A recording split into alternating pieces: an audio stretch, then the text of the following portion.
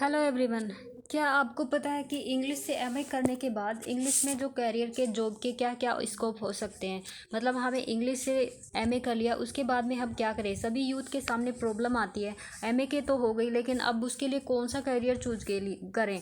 इसके लिए हम आपको बताएंगे आज के बहुत सारे ऐसे करियर हैं इंग्लिश में जिसने अच्छे से इंग्लिश लिटरेचर को पढ़ा है या अच्छे से इंग्लिश में कमांड अच्छे से हो गई है, स्पोकन पे लिखने पढ़ने बोलने इन सभी में स्किल सारी डेवलप हो गई है स्किल इंग्लिश में। तो उसके लिए बहुत अच्छे अच्छे कैरियर्स आजकल जिनकी मार्केट में बहुत ज़्यादा डिमांड्स रहती है, वो कौन कौन से स्कोप और कौन कौन सी ऐसी फील्ड हैं जहाँ पे इंग्लिश वालों के लिए बहुत ज़्यादा डिमांड होती है in comparison to others. So alright, अभी हम देखते हैं कि वो कौन कौन से एरियाज हैं जहाँ पे हम अपना इंग्लिश का कैरियर डेवलप कर सकते हैं।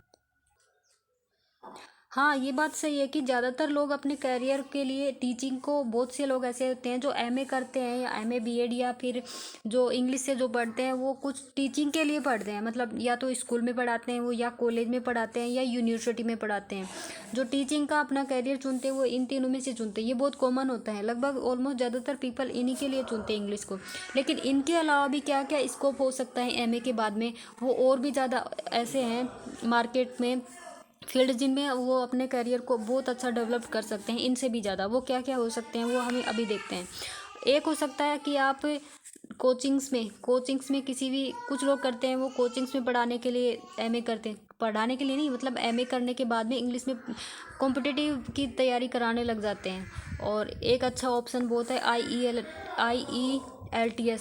ये आजकल बहुत ज़्यादा प्रचलन में। ये क्या होता है कि जो फॉरेन जाने के इच्छुक जो भी लोग होते हैं उनको कोचिंग दी जाती है। उनको लिखना पढ़ना और ये बोलना अच्छे से इनमें परफेक्ट किया जाता है इन कोचिंग्स में। IELTS मतलब जिसकी अच्छे से कमांड हो गई है इंग्लिश पे कि वो अच्छे से बोल सकता है, पढ़ सकता है और लिख सकता है, वो ये इनमें कोचिंग देने लग जाता है। वो कोचिंग देके उनमें यूथ को ये यहाँ पे ट्रेंड किया जाता है अच्छे से।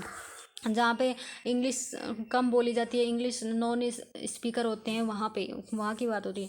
अब एक बहुत अच्छा स्कोप होता है मार्केट में इंग्लिश स्पोकन का। इसकी हर सिटीज़ में, हर क्षेत्र में, हर जगह पे इसकी कोचिंग्स और कोर्सेज चलते हैं जिनमें बहुत अच्छी डिमांड रहती है यूथ की, जिनको अच्छे से स्पोकन इंग्लिश आती है उनके लिए। मतलब हम दो मायने में इंग्लिश को पढ़ते हैं। एक तो स्पोकन इंग्लिश पढ़ते हैं, एज ए स्पोकन इंग्लिश पढ़ते हैं, और एक इंग्लिश लिटरेचर पढ़ते हैं।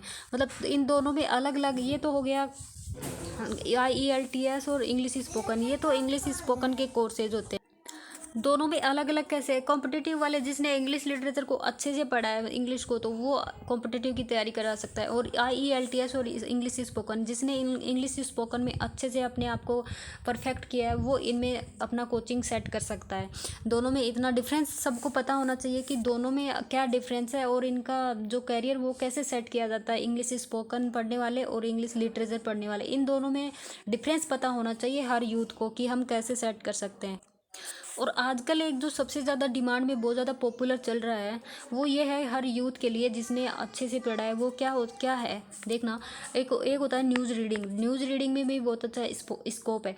एक है मंच संचालन का, एक रिपोर्टिंग का। देखो कितने सारे एड्स हैं, एक विज्ञापन है, कितने सारी कंपनीज है। कंटेंट राइटिंग का आप कर सकते हो, संपादन सहयोग का, ट्रांसलेशन का जिसमें लैंग्वेज ट्रांसलेशन का आता है। कितने सारे स्कोप हैं, देखो कितनी सारी फील्ड्स हैं जिसको भी लेकिन इसके लिए ज़रूरी है कि आपको इंग्लिश अच्छे से आना चाहिए। इंग्लिश में आपको परफेक्ट होना ही पड़ेगा।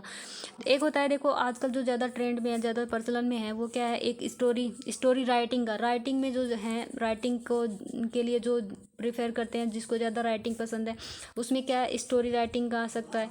एक है नोवेल राइटिंग, एक है ड्रामा राइटिंग, एक शॉर्ट मूवी स्क्रिप्ट के लिए भी बहुत अच्छा है, जो कि आजकल ज़्यादातर ऐप्स चल रहे हैं शॉर्ट मूवी के भी। एक विज्ञापन एजेंसी में जो कॉपीराइटर होता है, कंटेंट कॉपीराइटर, उसका है।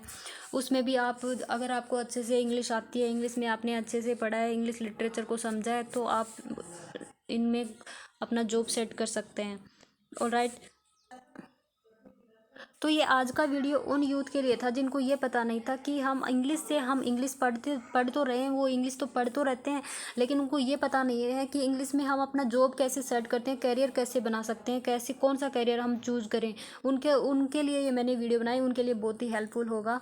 तो आप अपने स्किल्स को पहचानिए, अपने स्किल्स को डेवलप करिए और इनमें अपने ट्राई कीजिए। थैंक्स, आज की वीडियो में बस इतना ही। Thank you, bye bye, stay happy and stay healthy. Thanks for watching my video.